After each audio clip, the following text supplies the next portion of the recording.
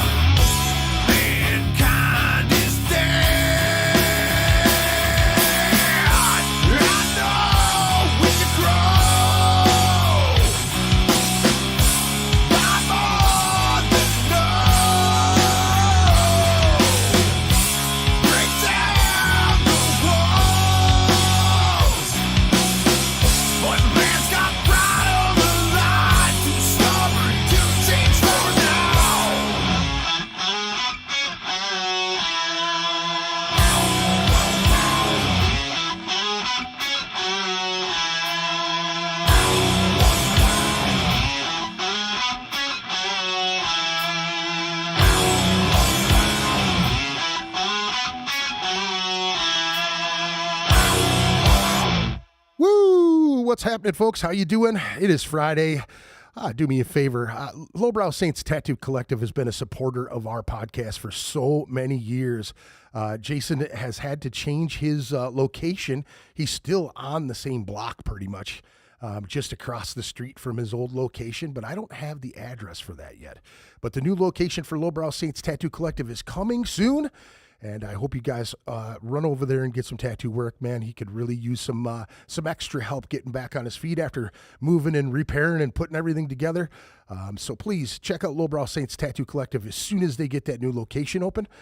If you are a fan of pointy guitars and loud amplifiers and all that happy stuff, the Shred Den right down on the corner of this building, we are in the Shred Den studios right now, Monday through Friday at 5 p.m. to 8 p.m., Saturday 11 a.m. to 5 p.m., 9100 85th Avenue, Suite 100, Brooklyn Park, Minnesota. Give them a call at 763-350-2191.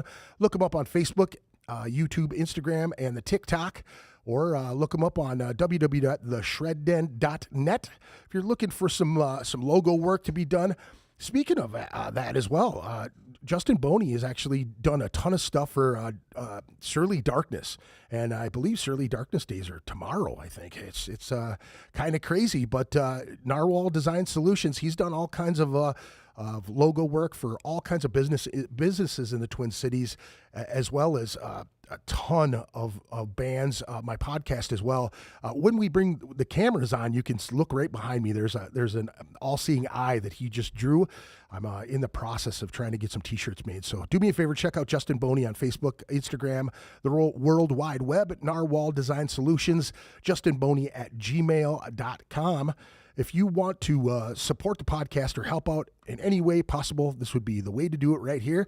Please consider donating to the podcast. Just scan the QR code, select a tip amount, and thank you very much for your support. Thank you.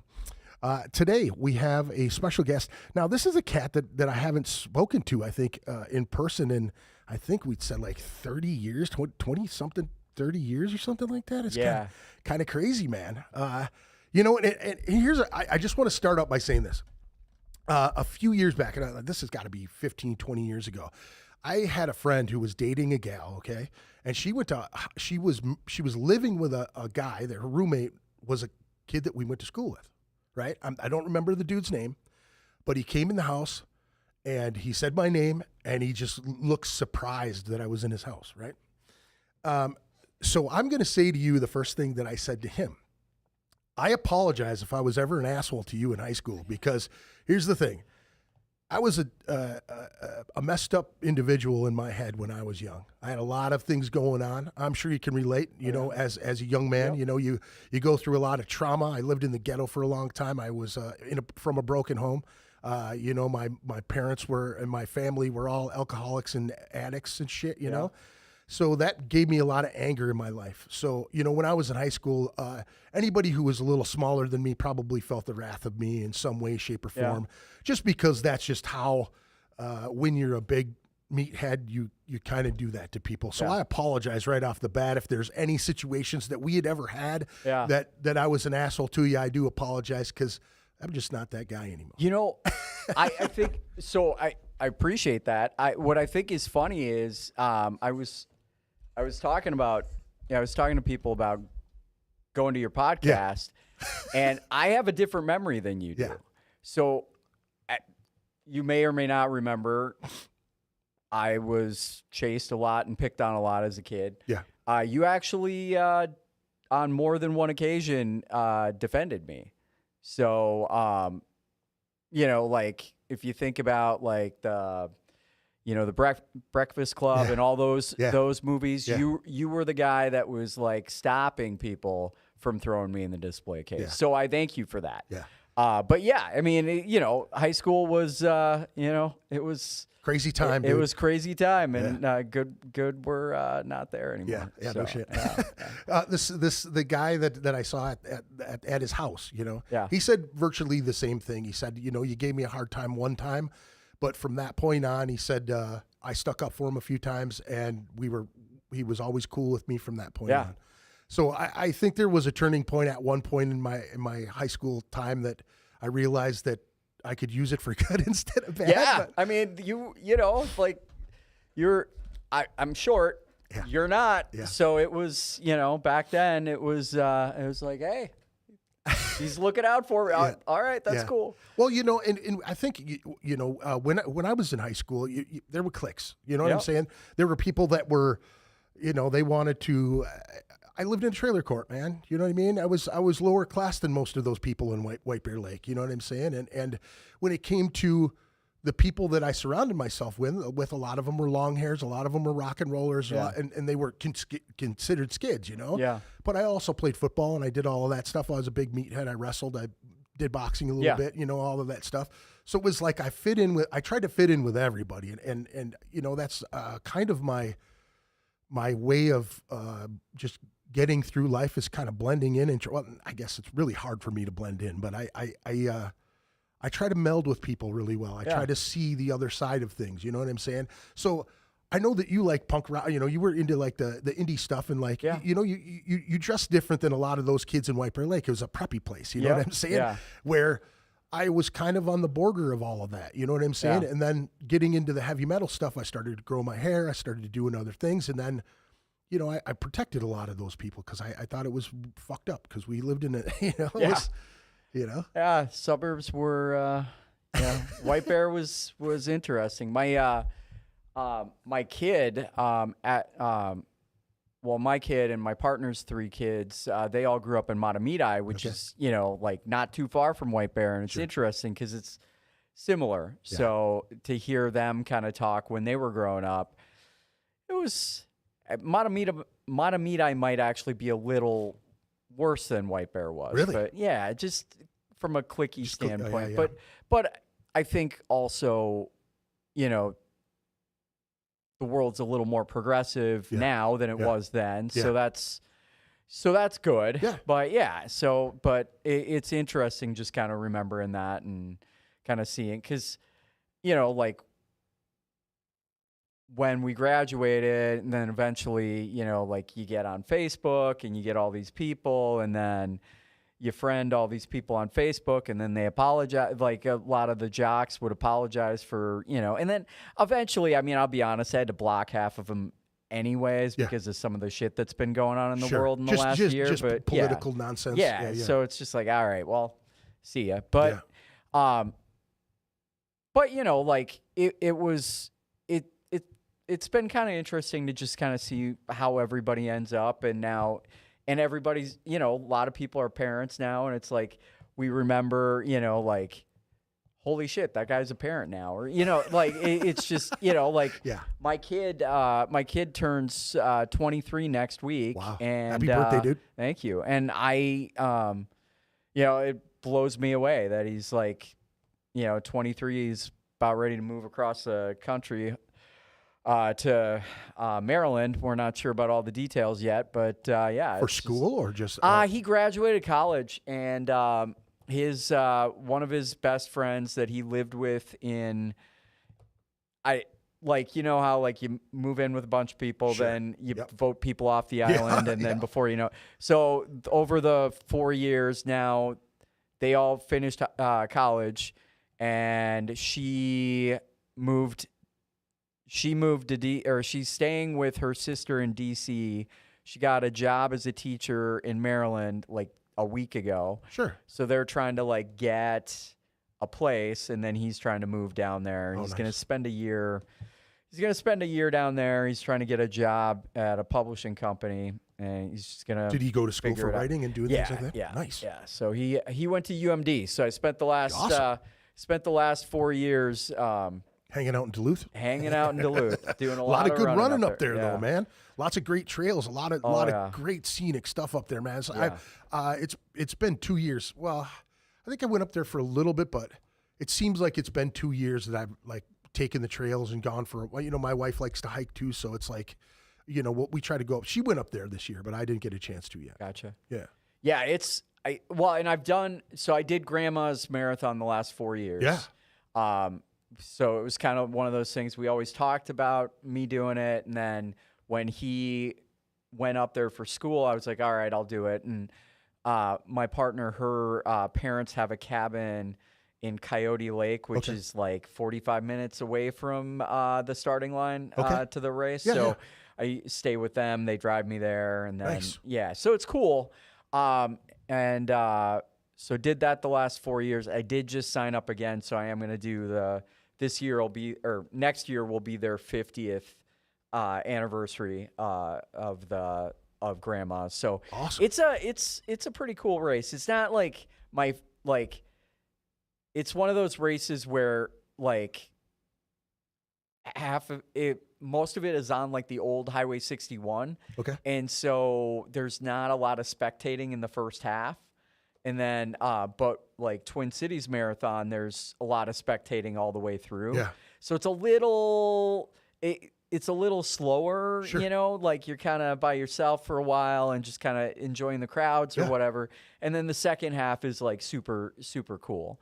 But when you get to the half marathon point, it's kind of cool because like, so you either do the full or you do the half, and the half is literally halfway through the course. That's not always the way that they do the races, but that one is. Yeah. And so you get to the halfway point, and there's like literally like 300 porta potties. Oh, wow. And it's cool because you're running, and I usually try to take pictures while I'm running, and I'll be like, and so you see the sky, the water, and the porta potties. Yeah. And it's just this like. It's surreal. It's surreal. So I got a lot of it. When I started running, I didn't realize when I started running, but like I don't think I used a porta potty before I started running. Really? They're not awesome, Yeah. you know. But you gotta. They're a necessary evil at this point in time. Yeah, for But, sure. Yeah. So let me ask you this, man. Like, in high school, were you? Did you do any track stuff? No. Did you do any cross country stuff? No, the only running I did was away from people that were trying to kick the shit out of me.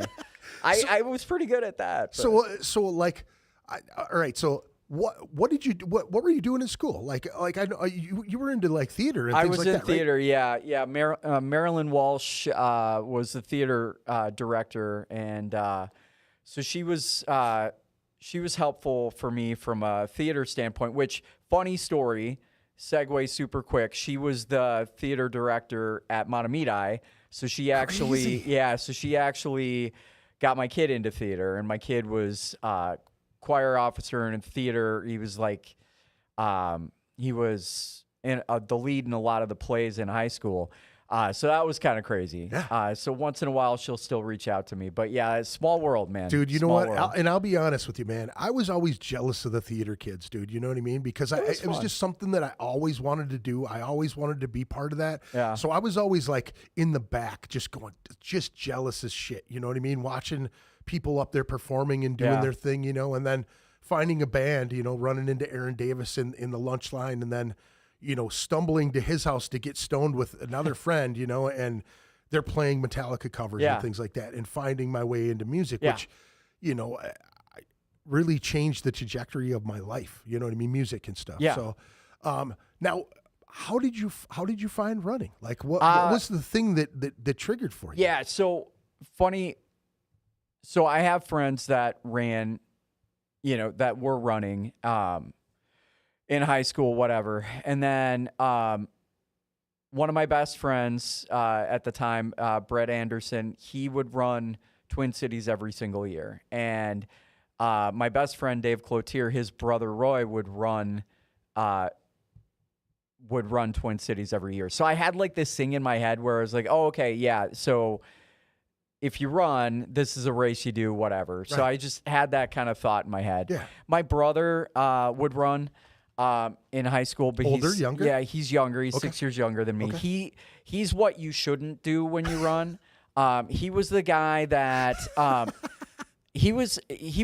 I found this out one day because there's this myth about marathons. Okay. There's this myth where people say, yeah, they just don't stop to use the bathroom. They just keep going. Yeah. And that is first off, that's fucking gross. And secondly, it's a myth. There's not that many people out there that actually A, don't stop. Yeah. And B, tell people about it if they don't stop. Right. My brother happens to be one of the people that didn't stop and then told my parents about it.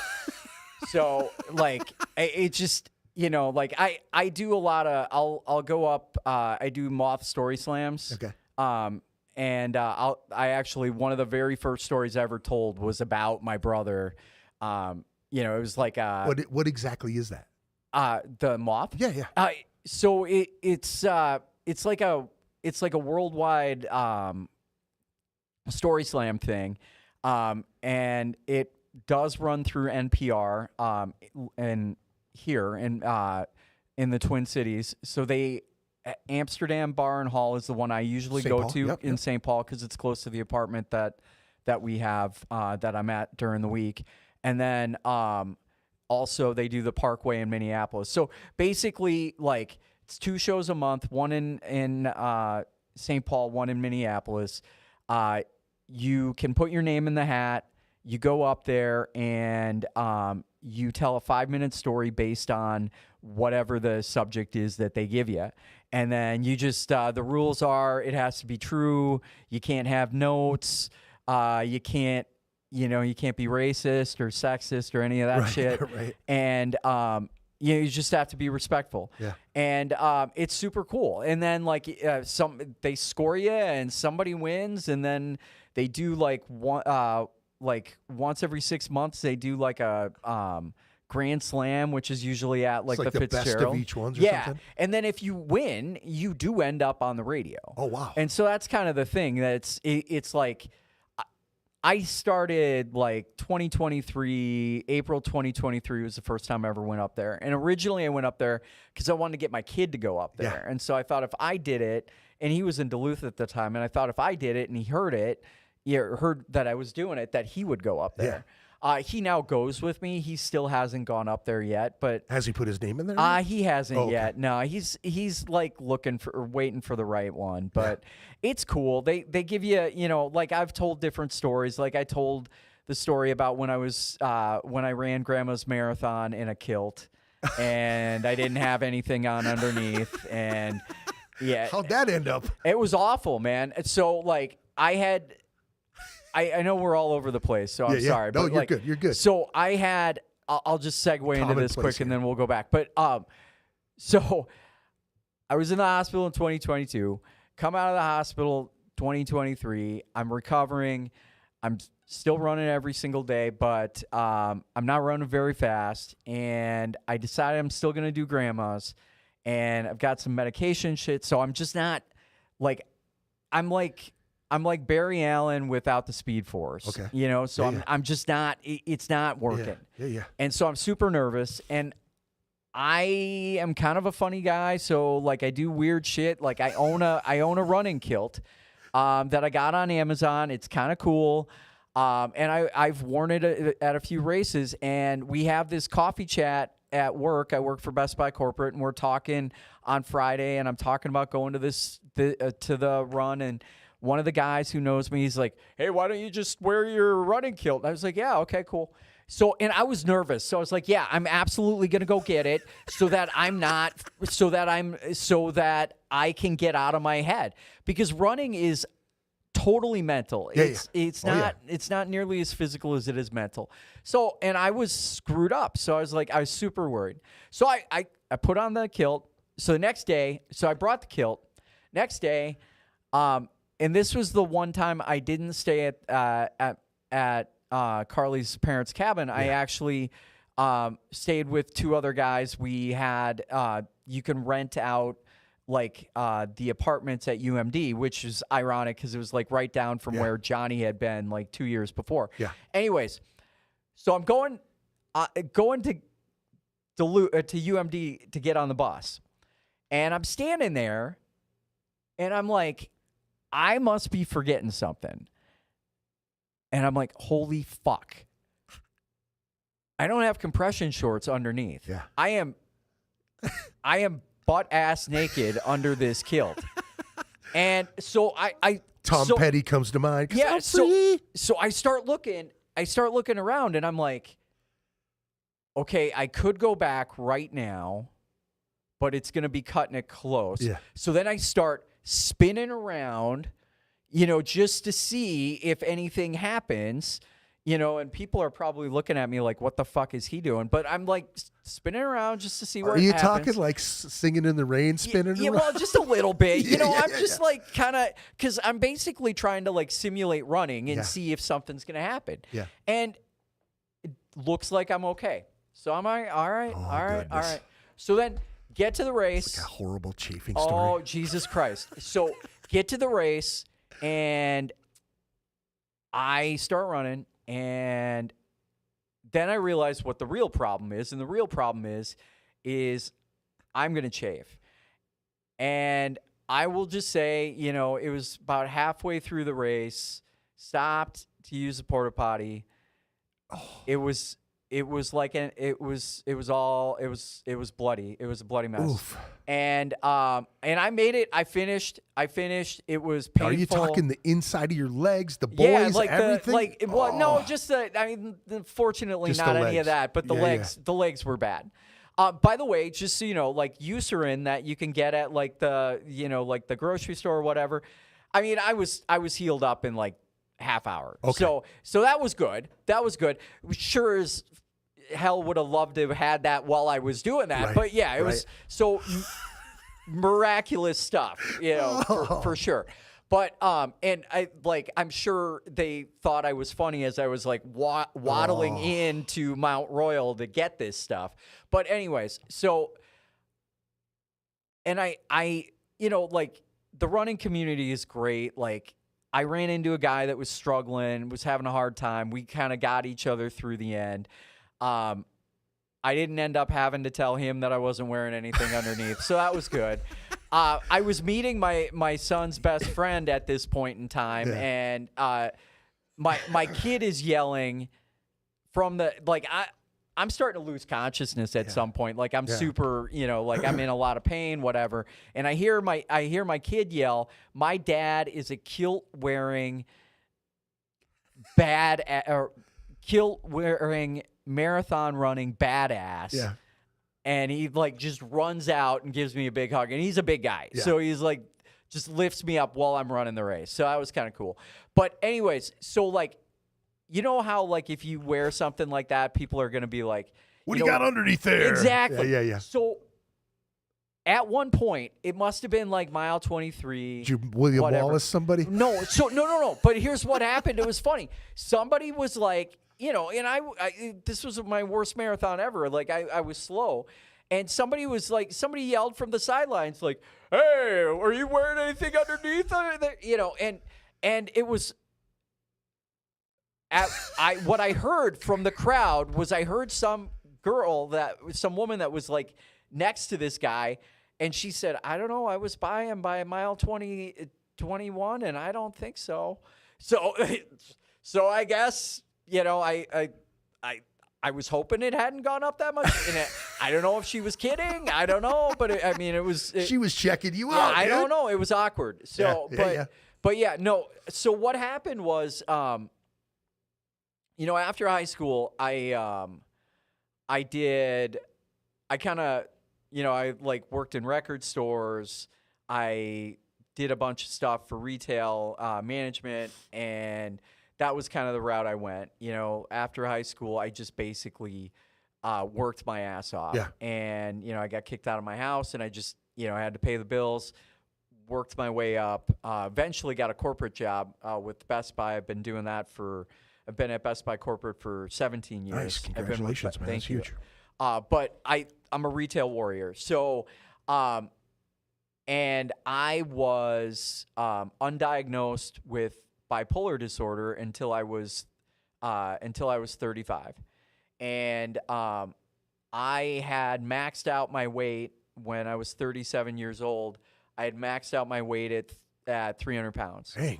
And Not a very big dude. You must have been pretty thick. Yeah, I was thick, and I like, to give you context, I'm like 145 now, Right. so I'm like half of what I was. Right. But and I'm 5'4", so, and I was actually at the time I was 5'3", so I actually, when I lost the weight, I gained an inch, which was interesting. But what happened is I was going through a custody battle. I got diagnosed. I was trying to like. Can I ask you Yeah.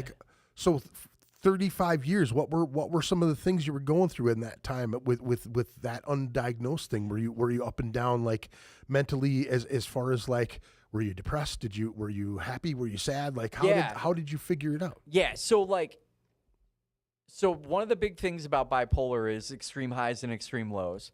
And then the other thing is there is an element that is similar to, has some similar symptoms to like ADHD. Okay. So like I could never, like I'm a pretty smart guy, but I could never like tie everything together easily. Right. And so it took me longer to do like more complex, intelligent shit than it took somebody else to do it. Right. And so I, like really worked hard to get where I was in the companies I worked for. And then a guy took a chance on me for a corporate job at Best Buy, and then I got medication.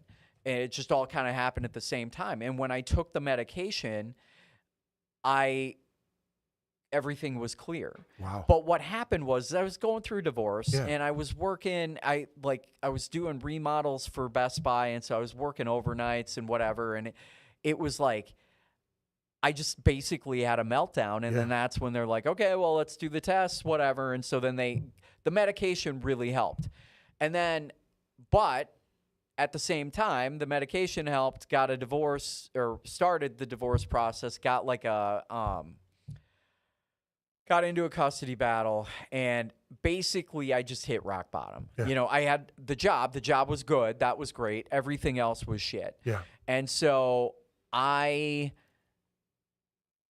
would go home. I had a townhome out in Oakdale at that point. I was working at Best Buy in Richfield campus. I would drive to Woodbury every single day after work, and I would run on a treadmill 10 miles a day, and I did that for 2 years. Damn. Like every single day. So I mean, so you were going to the place to work out, and you just did you just start picking up the running thing? What I knew I knew that people, I just knew I had to lose weight. Like Yeah. I was so like if I hadn't made a change, I would have been dead. Yeah, I would have died of a heart attack. Sure. Totally. I wouldn't be here today. Right. And I was numb. So like what I didn't know at that time. So I have bipolar disorder, and I also have borderline personality disorder, Okay. which I can tell you about later. But Sure. like basically, I was numb. And so like if I hadn't made a change, statistics are pretty high that I would have just died. I would have had a heart attack and I would have died. So, but I didn't know that at the time. But Sure. I just knew something needed to change. Right. So I was like, all right, well, if people run, they lose weight, whatever. And so, by the way, running on a treadmill 10 miles a day for 2 years, it's not cool. It's not enjoyable. It's not fun. It's pretty awful. I honestly don't know how I did it. I'm glad I did it. But I will never run on a treadmill ever again. Yeah. But anyways, so I ran on a treadmill for 2 years, and then What kept you going on that treadmill for 2 years? I mean, because you got to have some ridiculous discipline to say, I'm not motivated to do this today, but I just knew. So the way my brain has always worked is if I create these like weird rules, I won't break those rules. So you're going to do this. you just adapt to it, right? Yeah. now. So like the rule was you're just going to run every day from now on, period. Yeah. So it's like, okay. And you're going to run, you're just going to run every day, no matter what. Okay, cool. And so I did that. And then what happened is in 2012, a buddy of mine called me and was like, hey, I'm going to go run these. Coming into town. Him and his wife were going to run these 2 races on Labor Day in Minneapolis. They're called the Victory Memorial, the Victory Races, and it's on Victory Memorial Parkway. Okay. It's like super flat. A lot of elite runners will run on them just so that they can win them, because they're just like they're easier You can to just win. fly. Yeah, and they're super popular. So I was like, okay, cool. I never run like the most I'd ever run outside before was like half a mile, and it was before the treadmill thing, and I like Gassed. Yeah. Yeah. So anyways, I go run these races, and it was like, so he's like, yeah, we're gonna do we're gonna do a double header. We're gonna do a 10K and a 5K. Now, just so people, now how far is the distance of a 5K Yeah. and a 10K? So funny story. I didn't know what a 10K or 5K was, so I had to Google it. Yeah. A 5K is 3.1 miles, so a 10K is 10.2. Okay. And so you run the 10K, and then you wait like 20 minutes, half an hour, whatever, and then the 5K starts, and you run that. Holy shit, back to back. Yeah, and I was treadmill fast, so like I was pacing my buddy, and it was fine, and I was like, oh, this is cool. But what happened, like with the crowd and the people and the excitement, and just that was Labor Day 2012, and from that day until Christmas Day 2022, I ran outside every single day, no matter what the weather, didn't matter. I just put more stuff on. By the way, it's a lot easier to run in the wintertime than it is like today. Just because, I have no hair, the sweat goes in your eyeballs, you can't see. But you just put more stuff on, and you actually fatigue less in the wintertime because your body's cold. Right. So it's actually cooler to do it. But like a lot of people, obviously it's Minnesota, not a lot of people want to run outside. Yeah. But it is so much better than a treadmill. Right. So I did that, and then I just really started to like the races. And then so my goal was, at that point in time, Labor Day 2012, I turned 40 in 2013. So I was like, all right, well, now that I've run outside, I'm going to train to run Twin Cities Marathon. My idea of training is just run a lot. And so I was like, all right, I'm going to run Twin Cities Marathon. So 2013, we moved to Matamidi, and first weekend of October 2013, I ran the Twin Cities Marathon. And because I had run that double header before, I had done some research, and I found out that Twin Cities Marathon has something they call the Ultra Looney, which is you do the 10K and the 5K on the Saturday, Jesus. And then the marathon on Sunday. And so I've been doing that since 2013. So tomorrow morning, I'm running the 10K and the 5K. Wait. What? So you're actually, what did you run today? How far did you run today? Well, I ran 4 times today. So I ran like 24 miles today. Okay, so 4 times. You wake up in the morning, you go for a run. I wake up. So we have an apartment in downtown St. Paul that I work out of Monday through Friday. Mm-hmm. So I get up in the morning, 5:30, 6 o'clock in the morning. I go down to the river. River Road? You run the River Road? Yep. So we're on the building that we're in is Kellogg Square, which is on Kellogg and Robert. Gotcha. So I run down. I either run across Robert and go on Harriet and do that, or I run down to Shepherd and run down there, or I do both. I found the High Bridge finally this time last year, so I do the High Bridge a lot on Smith Street. Yep. I just did that today. That's got to be nice, man. It is. You can go the hard way, which is up Ohio, which is like this windy used to live thing. over there, yep. Yeah, it's crazy. So I did that today after the expo. So do you do a loop? You go all the way up and then cut across and come back down, or what? Yep. Oh, wow. Yeah. So down Robert Street? Yeah. So like today, I went up Ohio or across Robert, went down Harriet, down by like the, by the river, and then kind of wind, and then I wind, and then I went to Ohio. Okay. So I kind of went around the corner, whatever. And then, instead of going to Lilydale, I just basically took the thing down, went to Ohio, went up Ohio, crossed the bridge. Which is twisty, right? Yeah. Ohio's twisty all the way up there. Yeah, it's super steep. Yeah. So I've done it both ways, but Ohio's... Dude, that's got to be a pump right there. Yeah, it is. Like, the guy that's been training me, who's like an Olympic qualifier twice, I finally decided to get a legit trainer because I'm trying to like actually get a better speed. Yeah. First time I've ever done it. Yeah. And he was like, yeah, do more hills. So I was just like, okay, well, I've been doing this. I'll just keep doing it. Yeah. And it's good. It hurts a little bit, but I bet. it's fine. But yeah, so like basically what happened was after that marathon incident where the kilt and all that shit, I went to my employers and I said, look, I need a medication change. I'm having a hard time going back and forth to the office.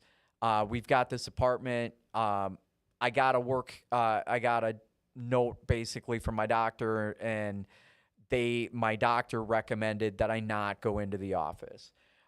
Just because I have such a huge anxiety about it. Like, dude, I go to the races and I can't even go into the corral until the end because I just have like something has changed about me and I just have anxieties about all of that. So going to the office and like sitting in the cube and all of that, it's really hard. I do it periodically. I go in, like my employer is a phenomenal employer. And so I'm very lucky.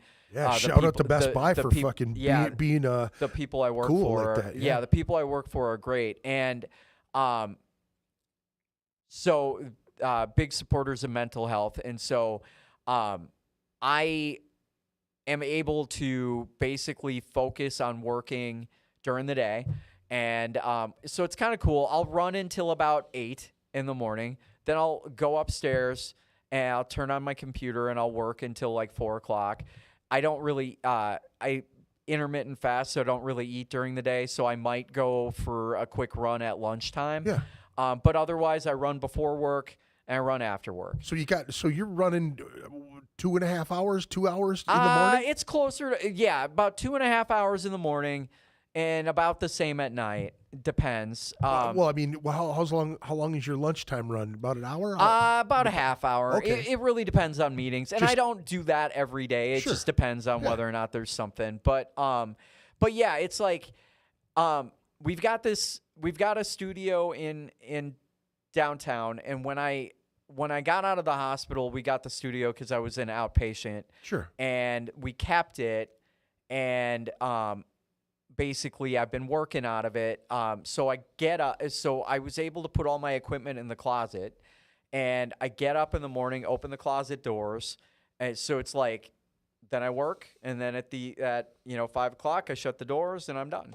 Wow. And it's great. And I got these picture windows so I can see out the windows and, while I'm working. And, I got the marathon poster in the back from the first marathon I ever ran. I'm looking at your walls and I'm seeing all the cool stuff. And that makes me think like, because kind of the benefit of having the apartment is, we have a house, we have stuff, whatever. But like when COVID happened, like when we got the house, I never had my own space really, you know, because we had the house and the kids all had their stuff and master bedroom, and we didn't, I didn't have my own space. So when COVID happened, I was working out of the basement and I just had all this stuff. And I created my own walls. I had like this, Carly called it like my fortress, which was not a compliment, by the way.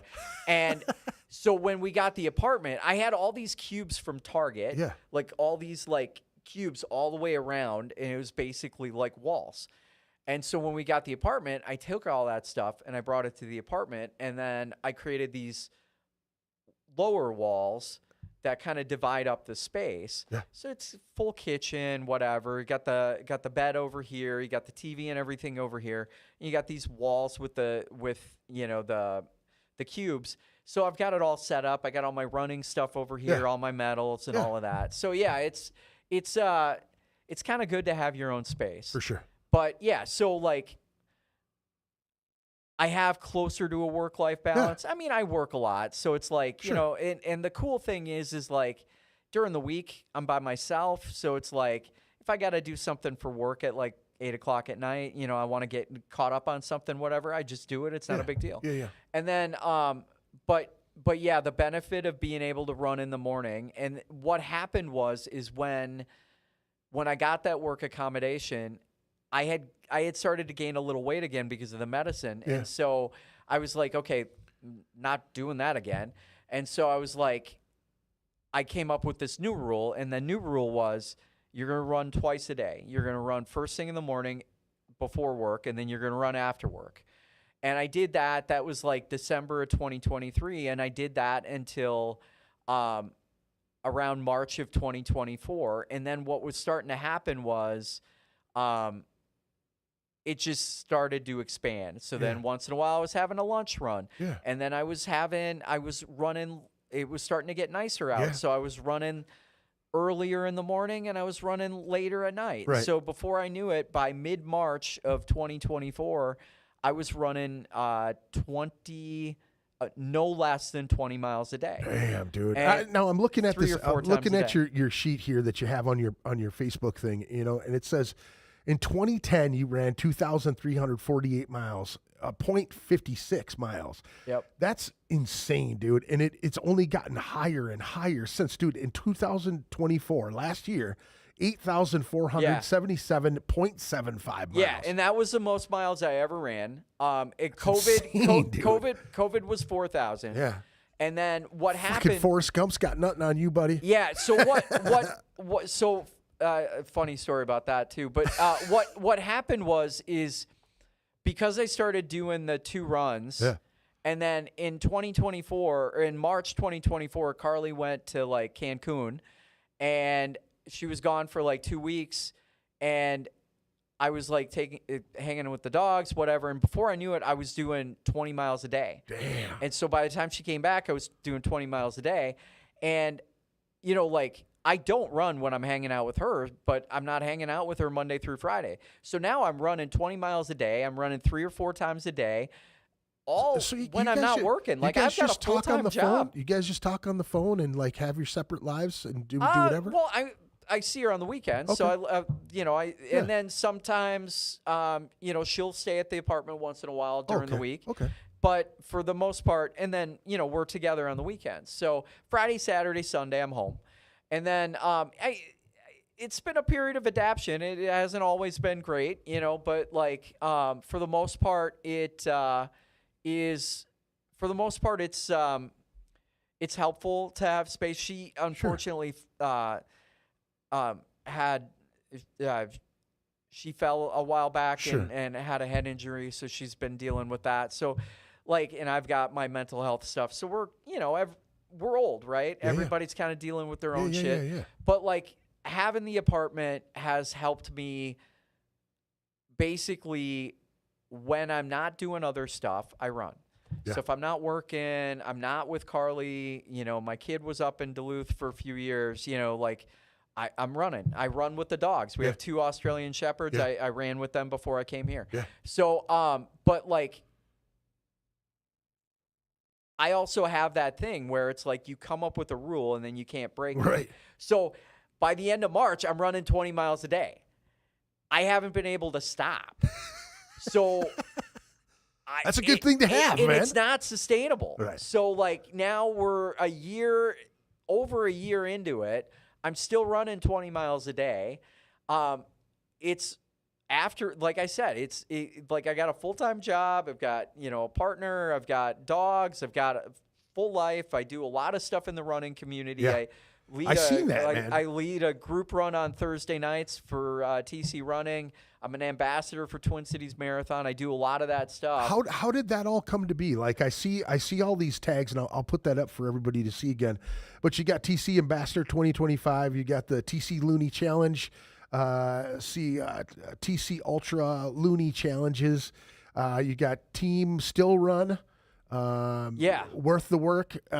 Run for life. I mean, how'd you get all of these, man? Like, people just see it everywhere or see it run? Yeah, so it's interesting. So like, Twin Cities Marathon has always been the race that I've always wanted to do, and so back in 2020, they started an ambassador program for people that were passionate about it, that wanted to like promote the race, and so I've been doing that for 5 years, and they're now doing term limits, so I can do like 1 more year, and then I have to take a year off.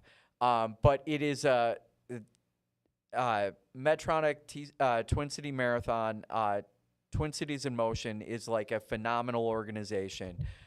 It's a nonprofit. What kind of stuff do they do? So they work with Twin Cities in Motion works with Medtronic to do the race, but their races they're very active in the running community, and so they put on like the Twin Cities Marathon, Get in Gear. They actually have this new facility. They've had it now for 2 years on Randolph called the Motion Center, and they've got like Brave Like Gabe is in there, Moms on the Run, Mile in My Shoes. So all these nonprofits that are just kind of giving back to the running community. Right. And like the running community is so inclusive. Like, doesn't matter who you are, like there's space for you in the running community. Very so cool. it's a super cool place to be. Right. So I got connected with them. I've been doing that for a long time. I also got connected with an organization called Still I Run for Mental Health Awareness because I have a mental illness. And I run 20 plus miles a day now in order to keep the disease from, killing me. Yeah. And so these different organizations, I spend a lot of time with that. I just recently was selected to be an ambassador for Eau Claire Marathon. Nice. So I'm doing that now. So it's just I try to do different stuff with the running community. I do a group run with TC Running in Woodbury on Friday or on Thursday nights. I help. How many guys? How many folks do you have running with you in that thing? It varies, but last week I think we had like 30. Sometimes we have like 20. It depends on the weather. So is whatever, that like but we're chat getting rooms kind or of a groups follow- or? No, so like what happens is like people will just like any group run, whatever. People show up. They come to the Woodbury TC Running at 6:00. They'll get together. I come up with a route ahead of time. I post it on Strava, which is like basically Like an app, like a jogging app or something? Yeah, pretty much. It's kind of like social media for runners, bikers, whatever. But it's like, but you can post the routes and then. So it just so it catalogs people's runs and maps them. So Yep. so like you can put a you can map post together. your stuff. Yeah. Okay. And then so like I ran 4 times today. Those runs are on Strava. Oh, nice. And then I wanted to, we had the group runs yesterday. So yesterday morning, I created the maps. Like I went in, you can go into Strava and you can literally like build the route. Oh, okay, cool. We're here. I'm going to come up with a route and I'm going to make it. Wow. And it's going to be this many miles and Sure. it tells you how much it's going to be. And so you just kind of figure it out. Yeah. So yeah, we do stuff like that. And then they show up. And then the cool thing about TC Running is they sell shoes. So they've got the different vendors will do demo runs. So they'll show up and they'll like, like yesterday was Ultra, the shoe company Ultra, and they like the people that were running, they could try on Ultra shoes and they could run. No shit. Yeah, so that's pretty damn cool. It's cool stuff. So Yeah. so I love the running stuff. It's a pretty big deal. But yeah, so like this year I'm at like 7,300 miles or something already? like that. So I'm gonna end up being over Your last one in 2024? And I mean, it's not sustainable forever, right? Right. Like, but I got this thing in my head and it's not, it's hard. And so like, I mean, can you really tell if you miss a run? I mean, when's the last time you missed a run? When I was in the hospital in 2022. Yeah. Yeah. So Christmas Day, 2022 until January 20th or January 19th, 2023, I was in the hospital. I was in a coma. And What the hell happened with that? Unfortunately, I attempted to take my life on Christmas Day, 2022. Sorry to hear that. I was in the hospital. I was in a life-saving coma. And then after that, it was, recovery, whatnot. And then I was an outpatient for 3 months, had the apartment, and then started running, on the 20th, slowly, started getting better. And, and then I have kind of recovered since, and now I'm like, obviously, got my super speed back, right? So Right. like I'm in a different place, but it was a tough journey, and it was the third time I had tried to take my own life. Yeah. I have something called borderline personality disorder, which is it is it has some similarities to bipolar, like the extreme highs and the extreme lows. Yeah. The difference is I'll always have bipolar. I'm on medication for it. I'll have it forever in order to balance. Yeah. Borderline personality disorder is something that they have used the terminology remission, kind of like cancer. It can go into remission, is what my doctors have said, of you can be treated and then eventually it will not show the extreme symptoms. Sure. 5.9% of the world population have borderline personality disorder. For sure. And so it's just, it is, If not more. and it is really, it stems from trauma. So, and I mean, we all probably had a really shitty childhood. I was abused, for sure. And there was just some stuff that happened in childhood that affected me in a way that, because I already had a mental illness, it just took me down a rabbit hole that created some trauma that is a little different. Yeah. And so I have a strong feeling of abandonment. Yeah. And which has made, you asked about the apartment, it has made all of that challenging, just trying to figure that all out and navigate it. But, also, it took me a while to kind of realize that I like to have some space and then I like to go back home, Sure. And so it's like, but when that first happened, that was hard because I have this feeling of abandonment but the running helps with that. Yeah. So it's like, people will ask, they'll be like, what do you do? They'll ask like, what do you think of when you're running? Yeah. And 'cause if I'm running a marathon, it's like 4 hours. And so like, I will process all of my emotions and all of the stuff I'm feeling and thinking about while I'm running, and that I won't actually realize that I'm pounding the shit out of my body. Yeah. Because I'm so deep inside of my head. Yeah. So my mental illness, because I'm a runner, actually becomes a superpower. Right. Because I can go into this place Detach. Yep. and I just don't know. Yeah. And so I lost my uncle, father figure for me. I lost him 2 years ago. In 2023, he was retired. He lived on his own. He was probably dead for a week or so before we realized it. And I never talked to him after I got out of the hospital. And he was my father figure. Yeah. So devastating blow. And I never got to talk to him. Yeah. And, Carly went on this grief retreat through something she found on Netflix, and she like heard that like when you die, you're just energy. So like whatever you believe religious wise, whatever, you're still your energy. And so when I was trying to process and figure out this stuff about my uncle, I kept thinking about what she said. And then the stuff that I'm doing from a trauma standpoint, they have this thing called ART where you like tap and like reprogram your brain to get rid of the trauma. Yeah.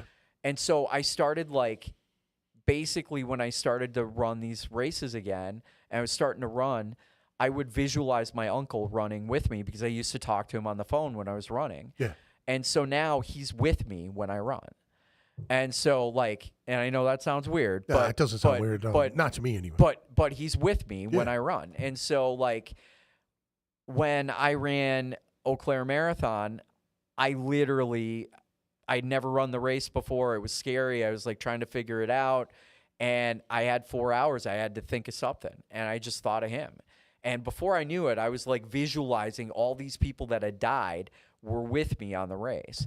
And it's like, that's Powerful, dude. It was totally powerful. And then I was starting to see like people that like former, like previous life Earls, like 300-pound Earl was there, 12-year-old Earl was there. The guy with the dreadlocks and the, like, remember at one point I had like little dreadlocks and glue in them, and then it fell out, and I've been bald ever since. But that was, that's how I got to my situation too. It's like, and fortunately, both of us, we probably look better without hair, right? We lucked out. Thank God we got the right head for it. Not everybody does. Yeah, for sure. But I know I'm all over the place, man. So no, it's I don't all know. good, man. It's all good. Yeah.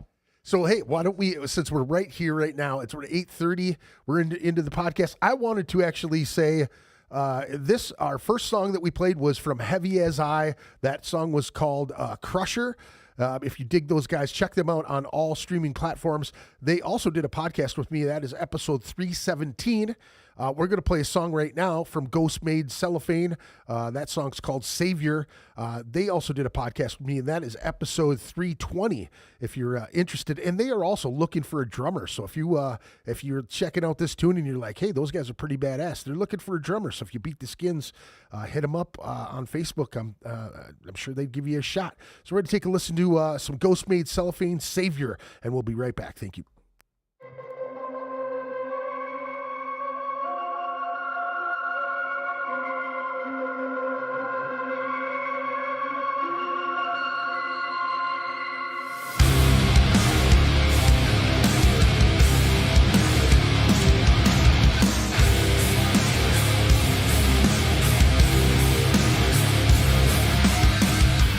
In your eyes, I'm simply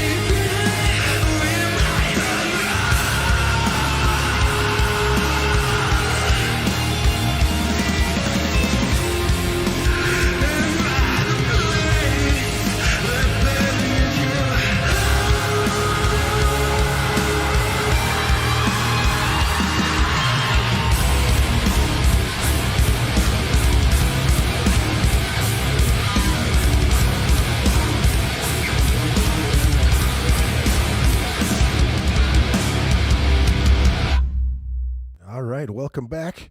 Thank you for sticking around if you did, or thanks for tuning in. That was Ghostmade Cellophane Savior. You can get that on any streaming website, streaming service right now. Again, check them out. Episode 320. Heavy as I was the first song that we played. Heavy as I, Crusher was the first song that we played. Episode 317. If you're interested in their stories, those are the cats. Thanks for joining me, Earl. I really appreciate it. Yeah, man. thank you. It's I have to say, dude, like we were talking about earlier, with after high school, people hit you up on Facebook and they're like, they want to see what's going on and how life's changed for you and things. And, just paying attention to you running and everything, man. I see that you really pull a lot of strength out of it, man. Like it really gives you some drive to continue to just keep going and helps you mentally and obviously health wise, you know what I mean? And obviously I put on a lot of weight since high school, you know what I'm saying? Yeah. And it's, to me, I love to see people growing as human beings, man. You know what I mean? It's something that it makes me always happy to see people growing, and when I see, ups and downs with people, obviously, there are days when I don't even want to get out of bed. You know what I'm saying? I ask about the bipolar stuff and personality disorder because I think I've got some undiagnosed things, and I'm not sure. I mean, I've dealt with it my whole life, so I think that I think I've leveled off a lot. Yeah. But I don't rule it out. Yeah. I just, there's some past traumas, man. I was talking to my daughter today about some of it, and explaining to my daughter that it's okay to be upset about things. It's okay to fail. It's okay to fall down. It's okay to do I want to be an adult? Do I want to do this? I'm afraid to go ahead, and my kid really suffered through this whole COVID thing. She really, I think being separated from your friend group and having to do school from home and not having that, even the shitty parts that we had in school, you know what I mean? The teachers pointing you out because you look different or pointing you out because you're, I don't know, I had a lot of energy as a kid, and I you know what I mean? Like, I had a horrible time in school. I had a horrible time. I hated my teachers. There was like a handful. There's a reading teacher upstairs, Mr. Green. He was one of my favorite teachers. Mr. Murray was my work coordinator teacher. He saved me from getting expelled several times because he was one of the only teachers that spoke up for me. Like, this kid has gone through a lot. You guys don't really understand what he's been through. You know what I mean? That type of shit. And I talked to a lot of counselors as a kid. I talked to I was in a lot of Al-Anon and Alateen type of shit because my mom was a bad addict and an alcoholic. You know what I mean? I grew up in a fucked up family, man.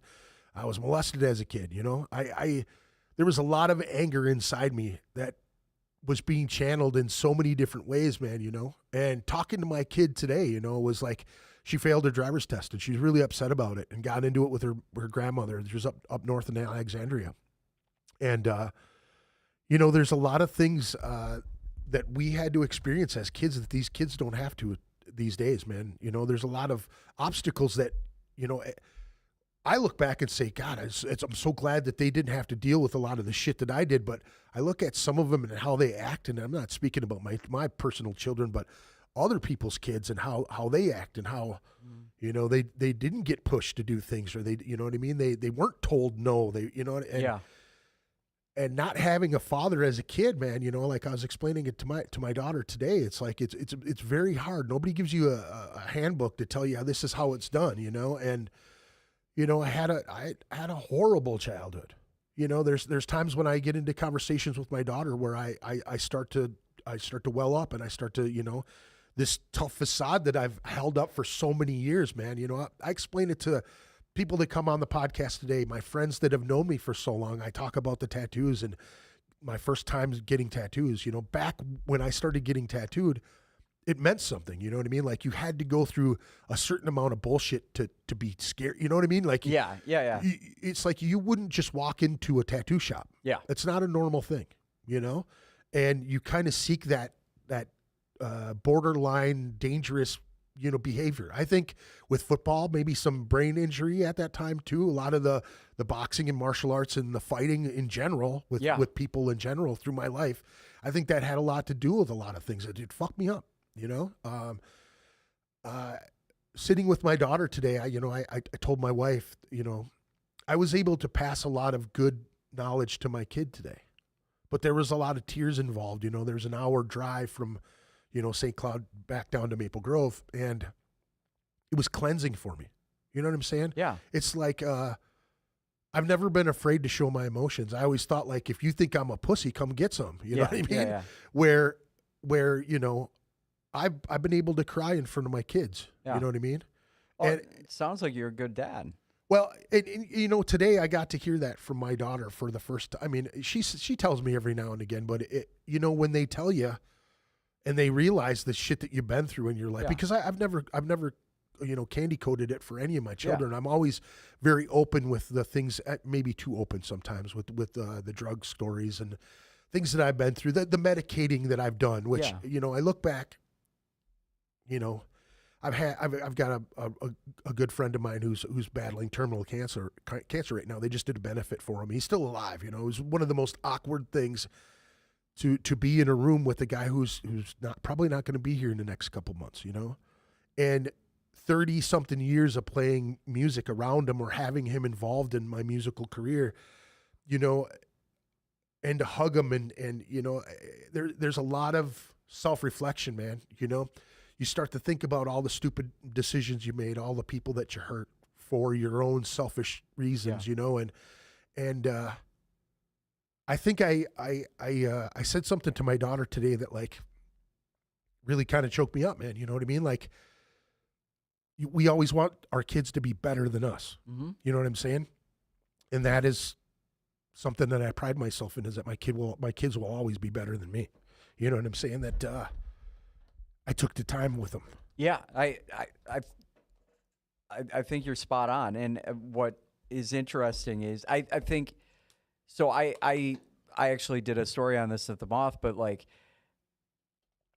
when I found out I was going to be a dad, I wrote a list. Yeah. And I'm sure you wrote a list, right? Like most, like whether you actually wrote the list or you made wrote one. the list, Right. But there's a list. Yeah, like most parents are like, this was what I went through. Yeah. I'm not going to have you go through that. Yeah. And I'm going to and sounds like you had a really tough childhood. Oh, yeah. And like, it sounds like you're giving back with your kids. And that's like I'm doing this EMDR stuff or ART stuff where they literally have you rewrite your memories so that your body feels different. It's crazy shit. Yeah. But being a parent is rewriting history again. Like you're trying to do it different. And so it's like you're looking at what you didn't get and how you didn't feel, and then you're trying to give it to your kid differently. And then because we're Gen X, we also worked pretty hard for our shit anyways. Yeah. So then your kids probably aren't given everything handed to them either, right? It's like you're probably helping them. Like I know my kid doesn't. I've gone out of my way to make sure my kid has everything he needs, and I've also tried to like teach him a little bit of like I try not to enable him either, right? Like he had a job when he was young. He you teach him the work ethic and all of that stuff, but he's my youngest has really missed that, and I see it. You know what I mean? We had a pretty deep conversation about a week ago. I sat down and I just was like, hey man, what's going on? You're making these bad decisions, and I don't mean to put my kids' stuff out there, but it's kind of one of those things where, you have to sit them down and go, hey, and there was a point where I just told her, hey, you know what? You're young. We make mistakes, but you have to learn from those mistakes. You have to think, hey, if I want this, I have to work for it, you know? And, I chased the musical dream for, 30 something years, and I didn't work. I dealt drugs and I stayed in the street, I ran with a lot of gang people, and I ran, I did a lot of bad shit in my life, but I always had to work for the shit, and I tried to explain to her that, I did my time in jail. I did bad things, but nothing's given, and she told me, let's say about 2 weeks ago, she just kind of came clean and was like, I'm terrified to become an adult. I'm like, so was I. I didn't get my license until I was in my 20s. I was driving Aaron Davis's mom and dad's car around when I was in high school, but I didn't get my license until I was 20 because all my friends had license, and we were in the bands, and I was like, hey, I'm going to practice, you come, that type of thing. I'm with you. It was one of those things where I just didn't really feel like I needed to, and then when I did, I was like, wow, this is freedom. You know what I mean? And my daughter failed her driving test for the first time today, and she's really upset about it. And I said, it's okay to be upset. There's nothing wrong with being upset about it, but don't dwell on it. Yeah. So before my daughter was born, I played a lot of poker, and I gained a life lesson from poker, and I explained that life lesson to her today. I said, every poker player you'll ever meet in your life will tell you the things they remember the most are the ones where they got broke. They got their money busted off of them. You know what I mean? Like somebody edged them out. Somebody got the lucky turn. They got the better card. They just lost. But they will tell you every story to the T of how they lost. But they could win $1 million and they couldn't fucking tell you anything different, right? Yeah, yeah. But the lesson that I learned from it is that when the hand's done, you got to let it go. When the day, my mom used to say this to me as a single mother who worked 3 jobs and was heavy into the booze, and didn't really take care of me all that much. I was in the streets when I was real young, you know what I'm saying? But so basically I just told her, you catch a bad beat, you got to let it go. You got to brush yourself off and move on. You know what I mean? You analyze it, you break it down, you try to make sense of it, and you move the fuck on. You don't let it pile up to the next day, And my mom used to say that to me all the time. I was always a very emotional guy. I was always very, quick to snap on people. I'm sure there could probably be 20 people that had watched this podcast that had seen me explode at one time or another in high school. You know what I mean? Over just something ridiculous. Yeah. But my mom would always say, tomorrow's another day. There's, start early, make good decisions, and you make the decisions for the day, whether it continues to be a shitty day or you can change it. I never understood that we have the power to change it, and becoming a parent and like a real parent, you know what I mean? And I told her, like, I have an older child who's a trans child, and had a lot of rough upbringing because I wasn't around. I was chasing my dream, and I wasn't ready to be a dad. So she, a lot of neglect towards that relationship. And, I told, explaining that to my youngest, like it's something that I carry around with me every day. It's a regret that, my youngest is the special one out of all the 3 because she's had me the whole time. You know what I mean? Where my stepdaughter's the middle child. I've known her since she was 5 years old, and I treated her like she was my own. You know what I mean? I consider her my daughter. I don't think of her as a stepdaughter. Yeah. Yep. It's just a moniker. You know what I'm saying? Yeah. But just those times, man, where we stop and we're just thankful for that we've made it this far. Mm-hmm. Because my daughter told me today, and I knew, but she said, I had a plan and I wanted to hurt myself. She's cut herself, and you know what I mean? I don't like to bring that stuff up, but it's part of it, being young. And I told her I did as well when I was younger. I think this kind of stems with the tattoo. It's art. It's still pain. It still releases that thing that we need. You know what I'm saying? Yeah. But I also had to tell her today too that, I tried to kill myself too. I tried to hurt myself, and I don't know how I've moved beyond that. I really can't tell you how. There's times, man, where you feel like you could make one wrong step, and you know what I mean. Like, we're getting older, dude. You feel that inevitable time.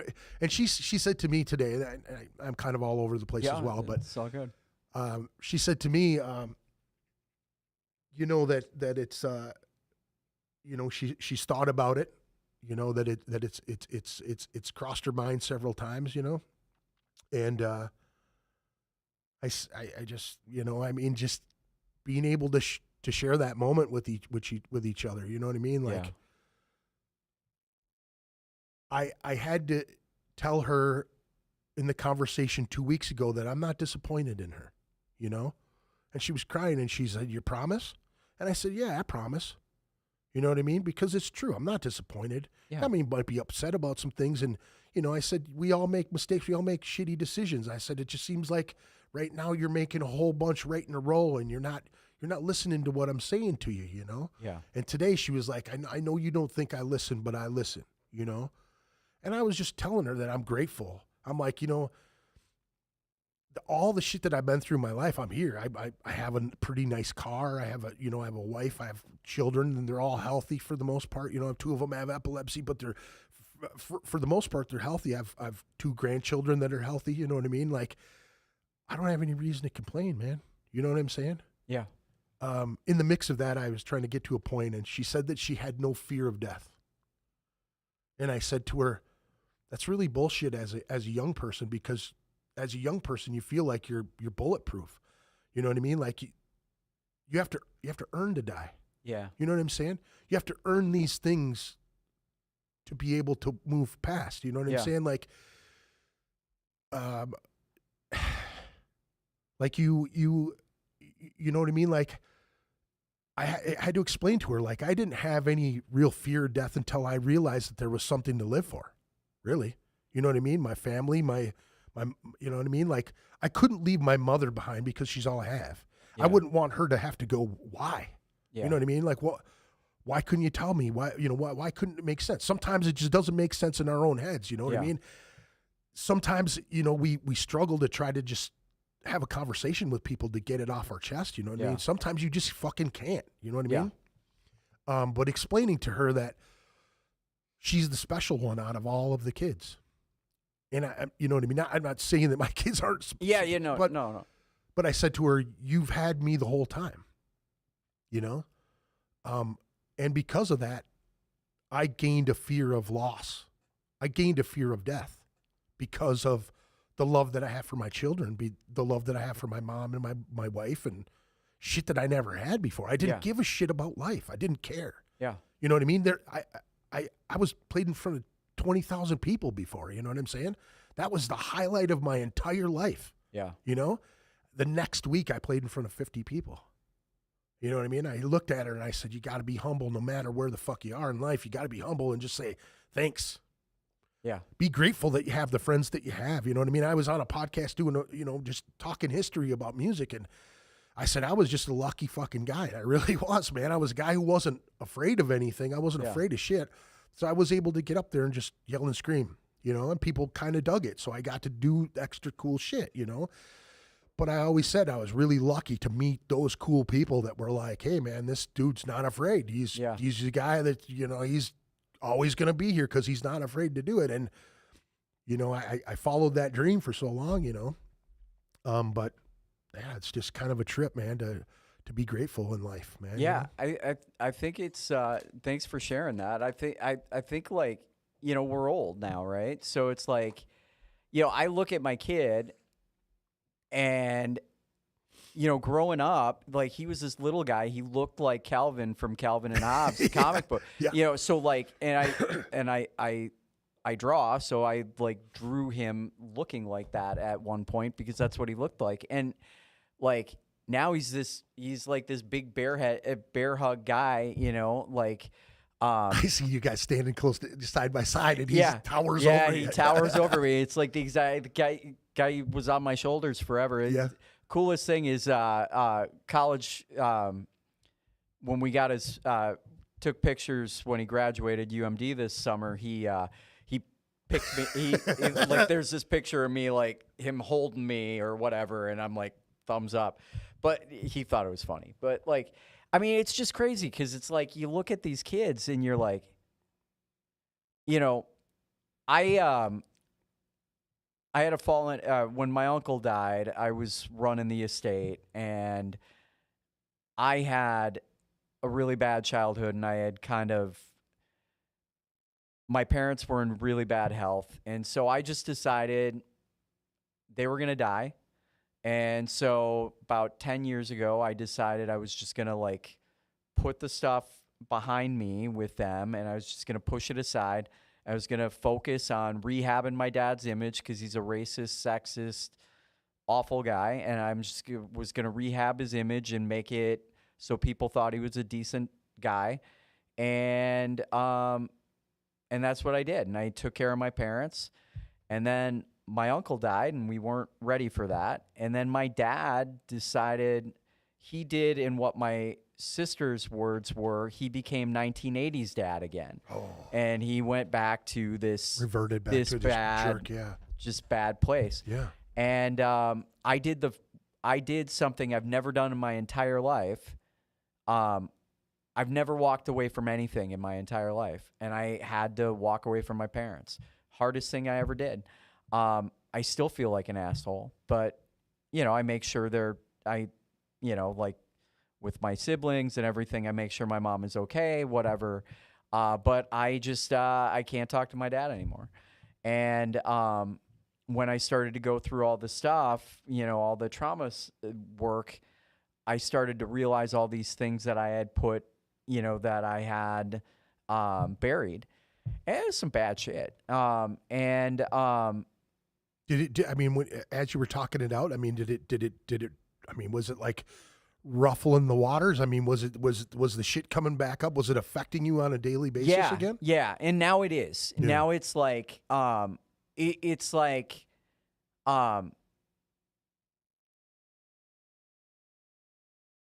with what I have, the BPD, whatever, it's like my dreams, like pretty much all the time, I've got something playing in my head that's telling me reality that's different than what it is. Right. So I'm not schizophrenic. Sure. There isn't like multiple people living in my brain. However, I am dealing with all of this shit, and there is essentially somebody that's trying to convince me that something is real that's not. Yeah. And that's going on in my head. Sure. And a lot of it is like I'll have personal issues, relationship issues, whatever.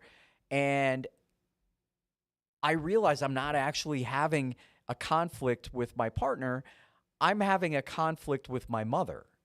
Like I'm dealing with something that happened years ago. Or if I'm, dealing with, I'm at the apartment in the week and I'm at home on the weekends, and something happens and I don't come home on a Friday, I come home on a Saturday, and I'm thinking in my head, I'm like remembering when I got kicked out when I was a kid and had to like work when I was 16, like shit like that. Like you're fighting different stuff. Well, I had buried all that stuff. And so like, my uncle died, was managing the estate. My dad ended up being this bad dude again, and I had to walk away. And it was like, and basically ever since then, I've been managing that stuff. And it's just like, but like, we got our kids, and we're trying to teach our kids a different life, and like. Let me ask you that. How was that managing that, and like you getting diagnosed with the bipolar stuff, and like getting on the medication and trying to dial everything in properly? And I know that it's never like a solid thing, but dialing in the medications and things like that, because my wife is also bipolar, so I know the processes of it, and the cycling was such a bad thing, like she would tell herself that she would, I don't need the medication. I'll be fine if I do this. Or someone would say, hey, have you read this? Yeah. Have you seen this study? Yep. And it's like, some people can get away with it. Yeah. But some people have it so bad that they have to be on medication. Yeah. Now, how was it, managing with children and dealing things like that? It is difficult. And what I've done it with medication, I've done it without. Medication management over the years has caused a lot of problems with my family, because it can make you different, you Yeah. know? And Yeah. so like, you know, my family has had to deal with all of that. And, I think, and then also understanding that exercise can change that too. When I was going through the medication stuff back in 2023, when I lost my speed, the guy, my doctor, and then he changed it, and I was in a better place. I was running 3 times a day, whatever, blah, blah, blah. You know, at that point, he's like, when things were better, he's like, yeah, Earl, we would actually like you to run.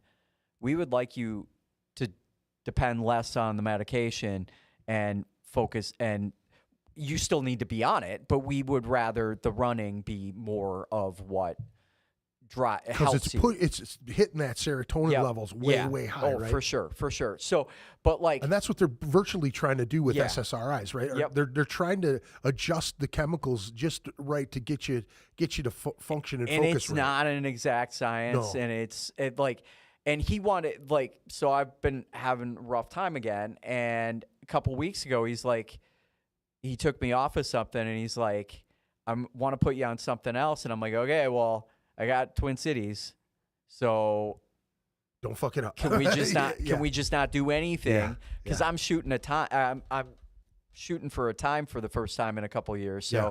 I was like, so we're waiting. But like when we realized that my kid had ADHD, I had like a choice, right? So like my kid was starting to struggle just like I did when I was a kid. Now, when I struggled when I was a kid, my parents ganged up on me. They kicked me out of the house. When my son started to struggle, we realized he was lying. He was pissing people off in the house. Things were getting bad. And I was like, I could start to feel deja vu again and the other way. And I was like, so I had a choice. Yeah. And I was like, no, I'm the problem. I got to fix this. I got to get him help.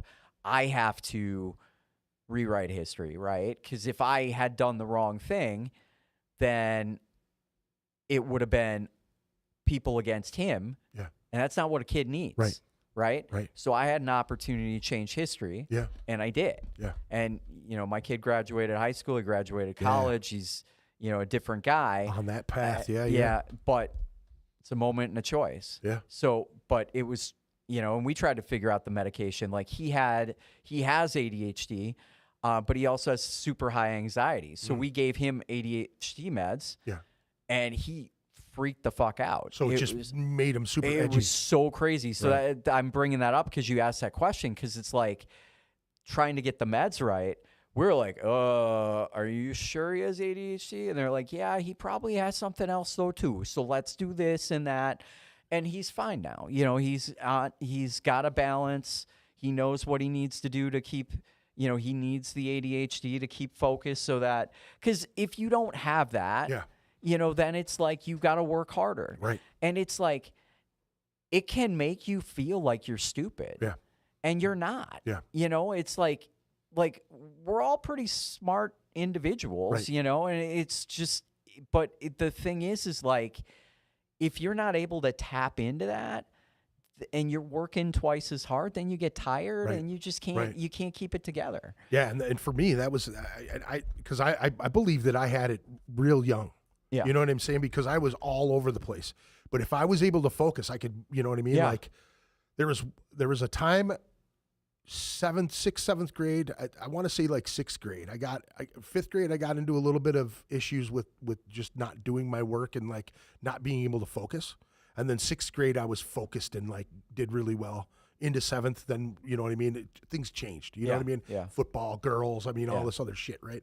But I think that a lot of that was the same thing. You know what I mean? Like ADHD, you're very, you snap quick, you snap Yep. back real Yep. fast. You know Yep. what I mean? I think that had a lot to do with it. Yeah. I think, you know, not being able to focus, you feel like you're an underachiever. You know what I Yeah. mean? Where I knew I wasn't stupid. Right. You know what I mean? I just didn't learn the way other people learned. You know Yeah. what I mean? There were like I said, there were a couple teachers that understood it. It wasn't a diagnosis back then when Right. we were kids. You know what I mean? Yeah. We were just flying by the seat of our pants. I don't know how you know what I mean? We didn't. I'm surprised Yeah. that half of us are still alive. Yeah, man. You I know mean, what I'm saying? I mean, we were all. I mean, none of this, like mental health, was not understood. I mean, No.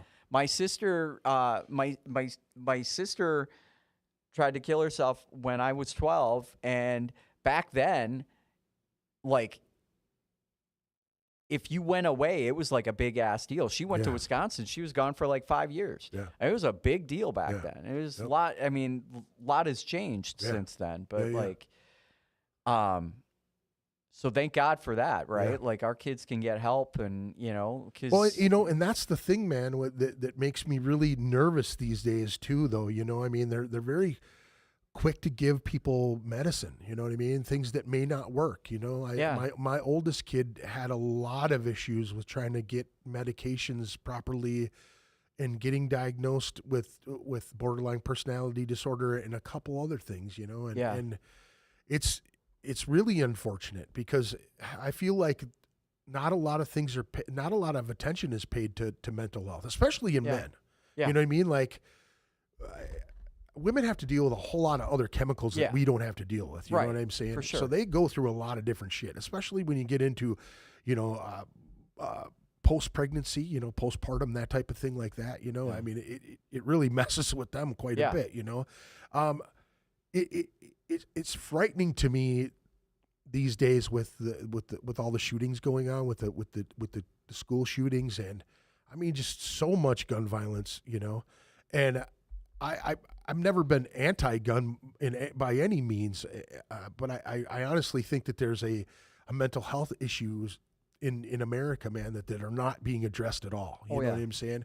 And I think that they are being, you know, put on the back burner for other hard topics, you know, political topics, and it's really unfortunate, man, because there's a lot of people out there that could use, you know, the ability to be able to tap into some of those resources, Yeah. man. You know what I mean? And you know, maybe it be Minnesota Care or whatever it takes to get people the help that they need. But I feel like there should be more in school. You know, there should be more. There should be ways to deal with things, man. There should be open counseling for people, man. You know, Yeah. I don't think it should cost you an arm and a leg to get some help and Yeah. to be able to speak to somebody. And there are organizations that are helpful with that. Like Sure. NAMI is a big one, Yeah. you know,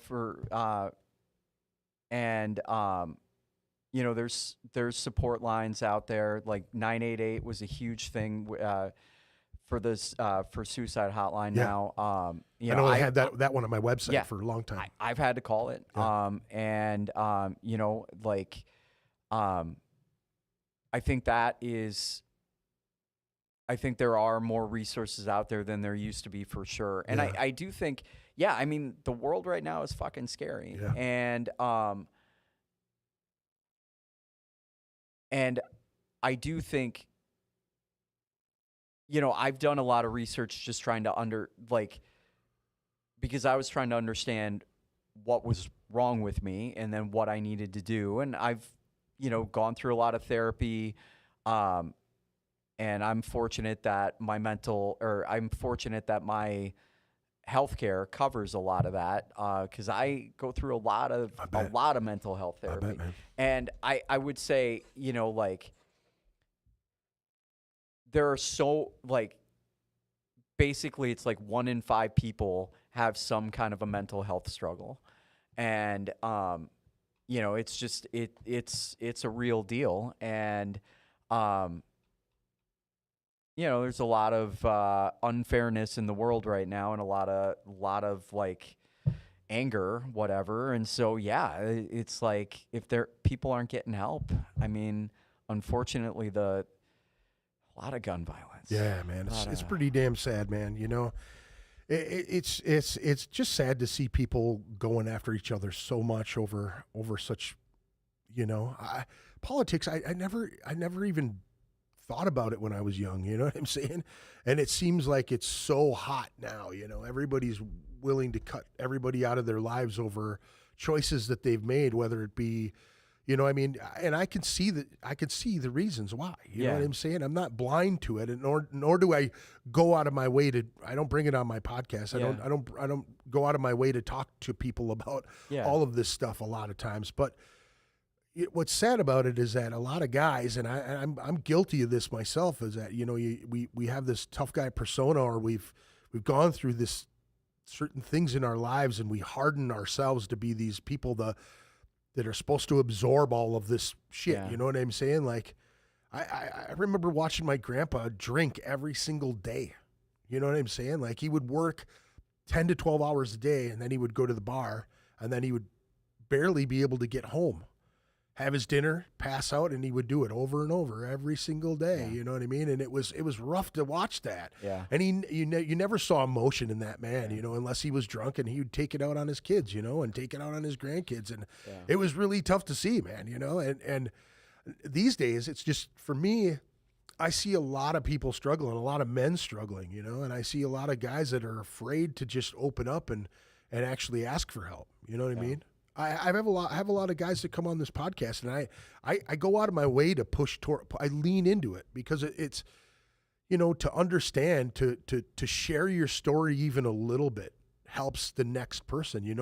I think that's a lot of why I was so inspired by watching you do good with what you're doing, and the little bits that you do put online. You know what I mean? Like some of your quotes, man. I wanted to take some of your quotes and put them up, but I think it's amazing, dude, to watch people that for so many years, maybe struggle in high school, or struggle for acceptance, struggle for a friend group, anything. You know what I'm saying? And you watch them go through life, and they become a parent, and you watch them from afar. You know what I mean? Mm-hmm.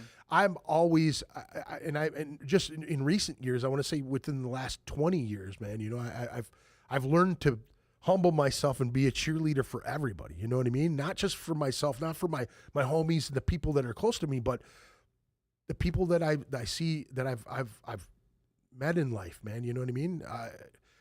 A crazy kind of one of those things.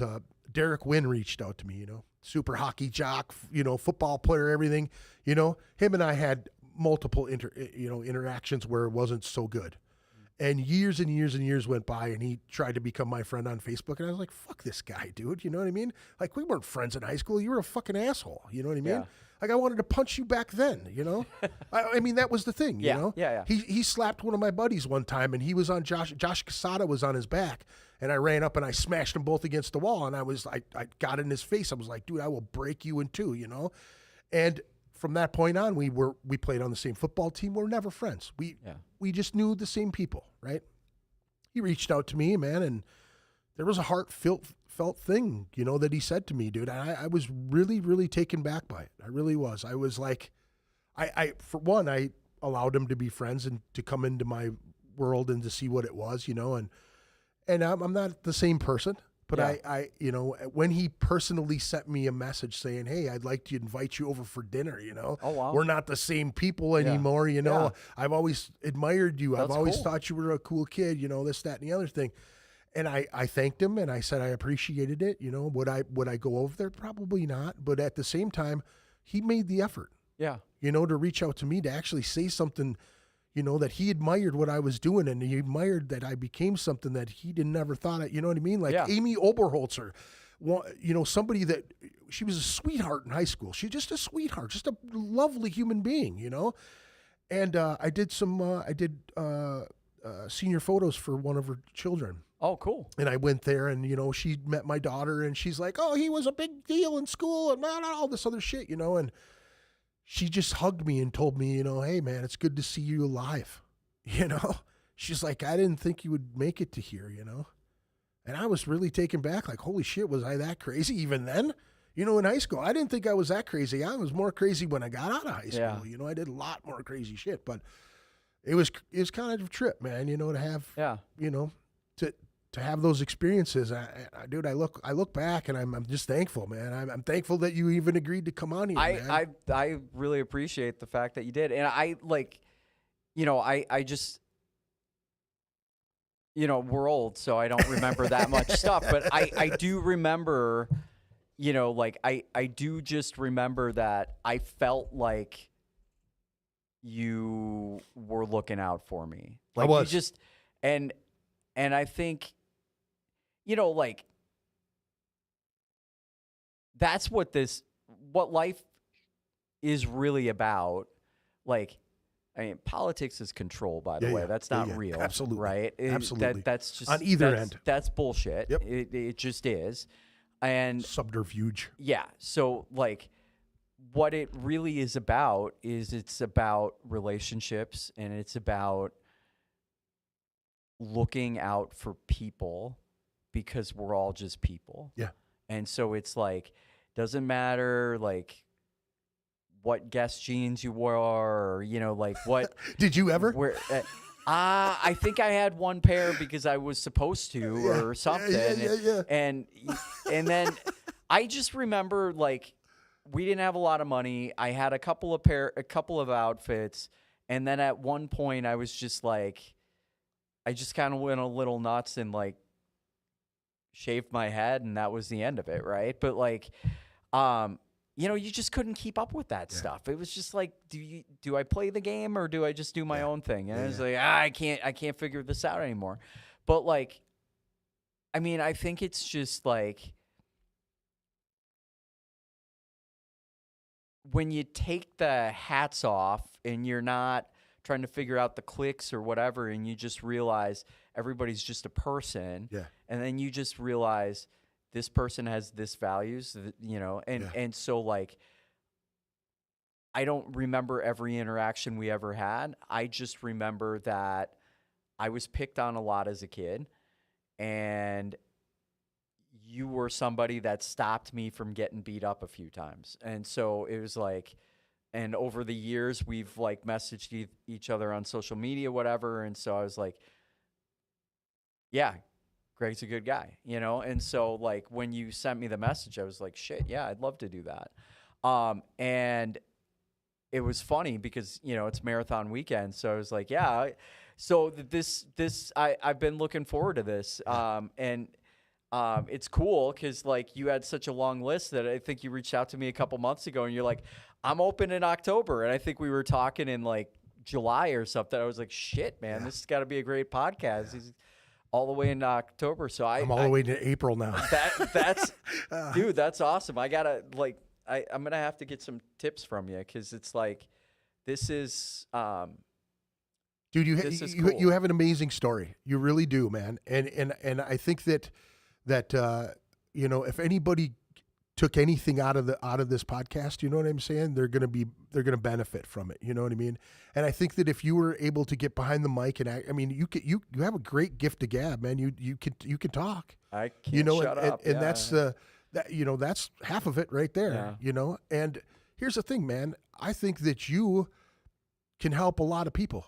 You know, I think that you have a great personality. You have a great story. It's a shitty one, but it's a great one at the same time, because it's about overcoming things and still working on yourself at 52 or 53 years old, you know, and you know, you raised kids, you know, you've done all the cool shit too, you know what I mean? And you're still working on yourself at this point, you know, doing a podcast about what you do with running and how it benefits you, you know, and just giving a catalog or a chronologue of what you're doing and how you're doing it, I think would be beneficial not only to yourself by just doing it, because it's one of those repetitions. That's why I called it Ritual Madness, because it's my ritual. It's something that's awesome. that I do it keeps me in line. Okay. So like, I like that. I tell people, you know, here's the thing is that we all have rituals that we do every single day, right?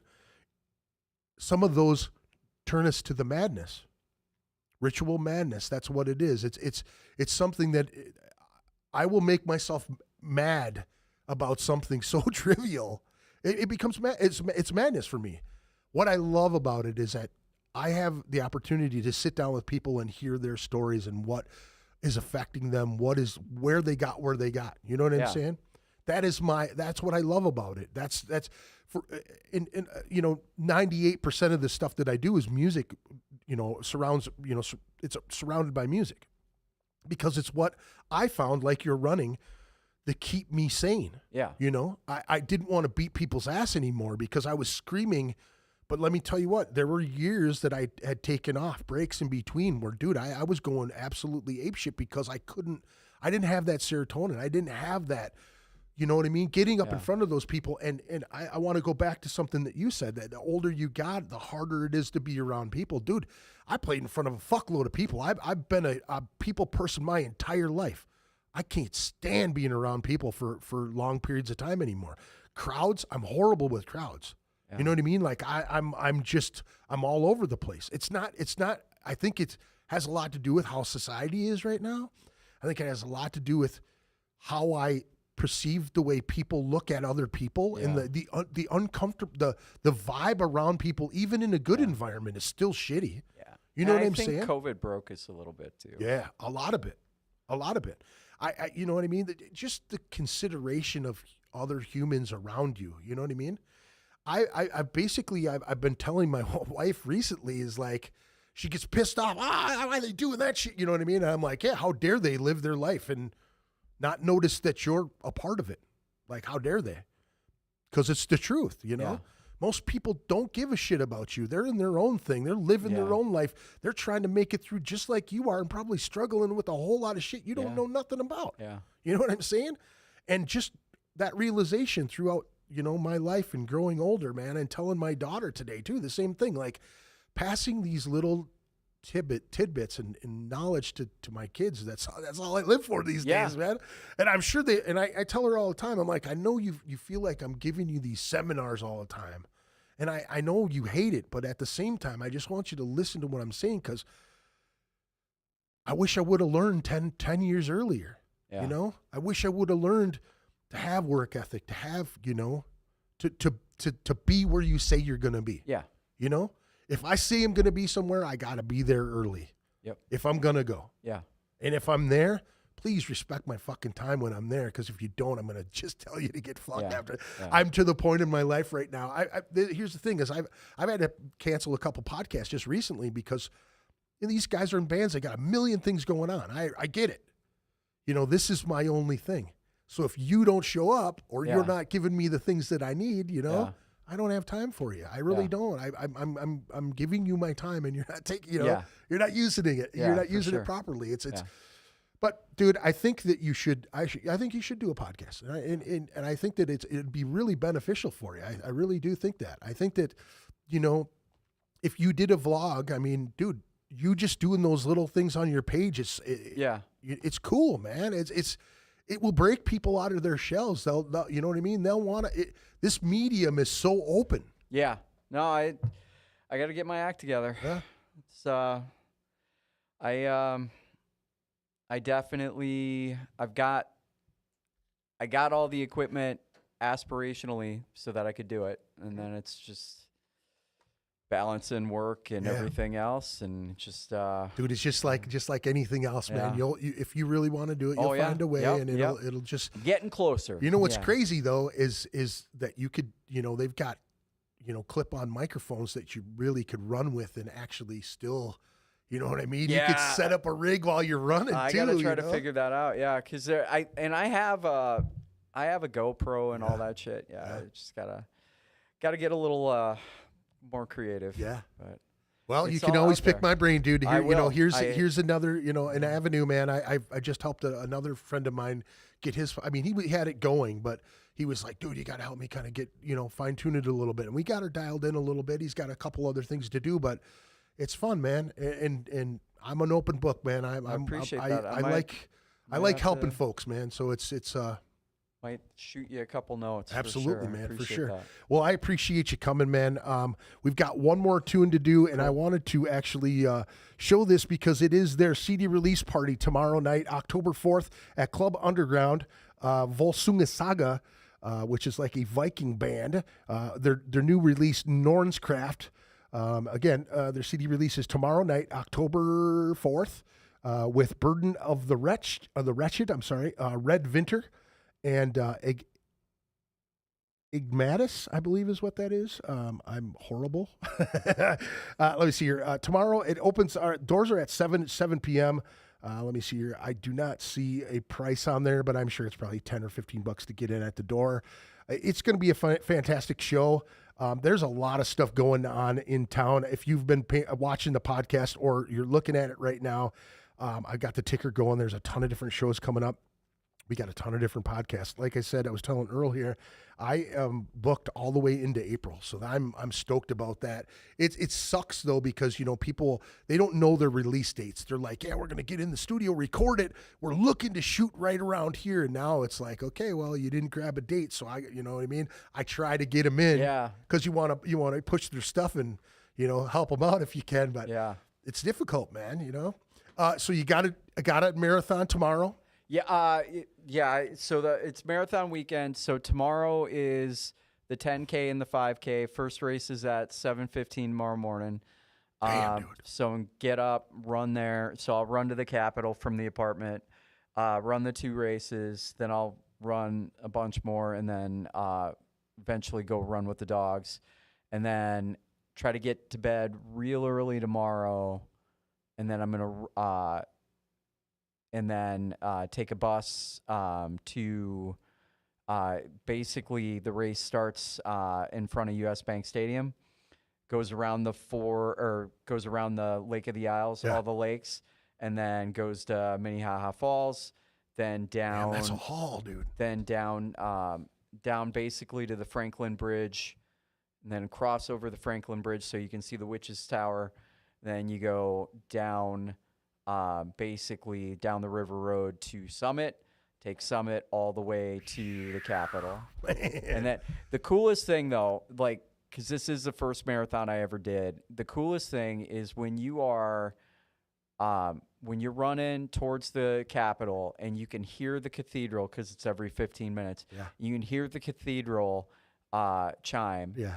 It is like every time I have ever run that race, my heart will drop, and it is like the craziest. It is the craziest feeling, because I just kind of shake, and then it's like, and I just keep going. But it's like you start to almost not be able to breathe, not just because it's like just this intense feeling. Yeah. And then at that point, heavy, dude. Then what you do is you just run as fast as you can down that hill, and then Jesus. and then so funny thing, like if you've ever seen pictures of me, I look like I'm in agony. Yeah. And and part of it is the mental illness, because I'm processing and I'm thinking about it. And I've gotten these pictures, like there's this one picture of me that there's this guy,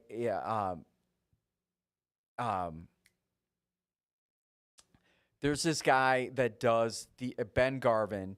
He's like this amazing photographer, and he takes these pictures at the end of all of these marathons, and it's like a rite of passage to get a Ben Garvin photo. Yeah. And so last marathon, it's that one of me, the black and white. Yeah, that's an awesome photo, man. It was man. like, it was such a trip to be able to have a facial expression that he that's actually the one filmed. That's on the cover. And I was like, holy crap. So, but that picture, I was like in agony, because I was processing all this shit. And that was me as I ran, I jumped, and then that was me landing. And that is like, I have no cartilage in this knee. You brought up Forrest Gump. Yeah. I had the Forrest Gump braces when I was a kid. No shit. Yeah. And so I am bow-legged. And so I have no cartilage in this knee, not because of the miles, but because I was overweight and because I'm bow-legged. Yeah. And so just nod it right down to and so nothing. they told me in 2017 I had gotten hurt, and they did an MRI, and they're like, well, you're healing, but don't run. You've got this issue. And I was like, okay, well, what do I do? And they're like, well, you're probably just going to keep running. So you should just run until you need a knee replacement, and then you should get a knee replacement. That was 2017. That was over 30,000 miles ago. Knock on wood. You got 35 more. Yeah, sometimes it hurt. Sometimes it hurts a little bit, but I got a Theragun Mini. I run it around. I do whatever. But I guess what I would say is I don't have a runner's body. I'm not born to run. I was not physically born to run. I'm if you see pictures of me running, I look like I'm in pain. This guy, You got a hitch. yeah, this guy stopped me at, or was running alongside me at Grandma's, and he's like, "Hey, man."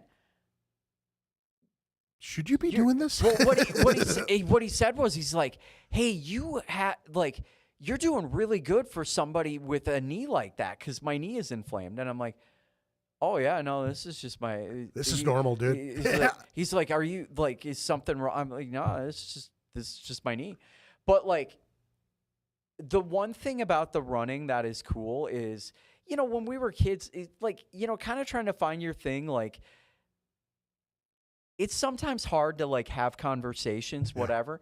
When I became a runner and like I would be at, like parties with Carly's parents or family or whatever, then I finally had something I could just talk about. Yeah. Well, then you keep going, and now it's like all the races and whatever. And, some people want to talk about the mental health, but I try not to.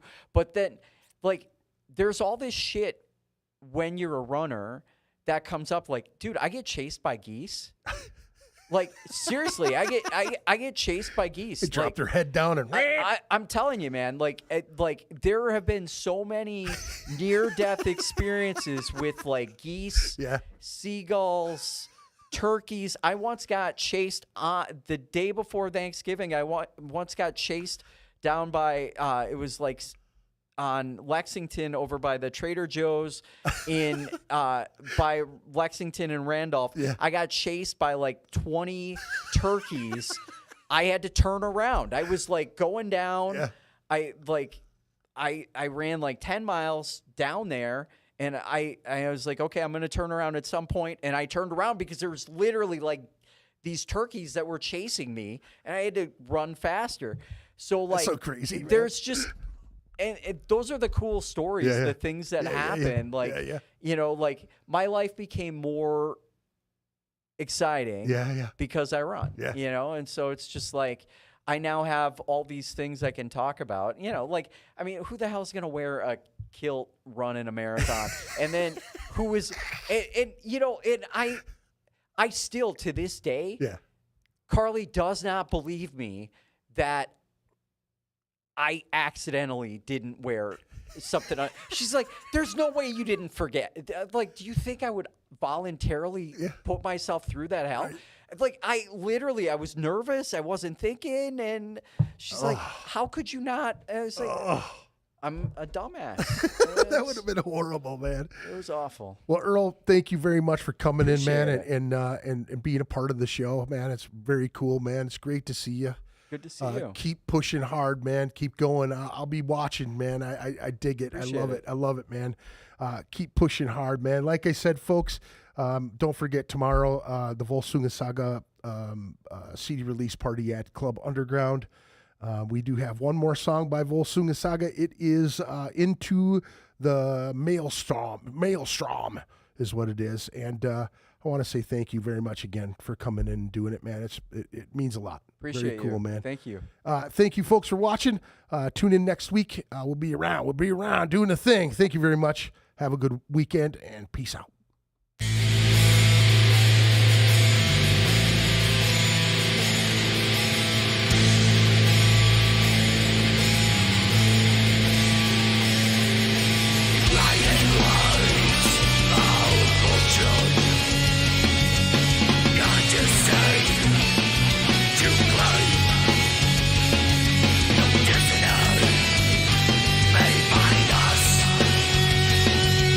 May find us.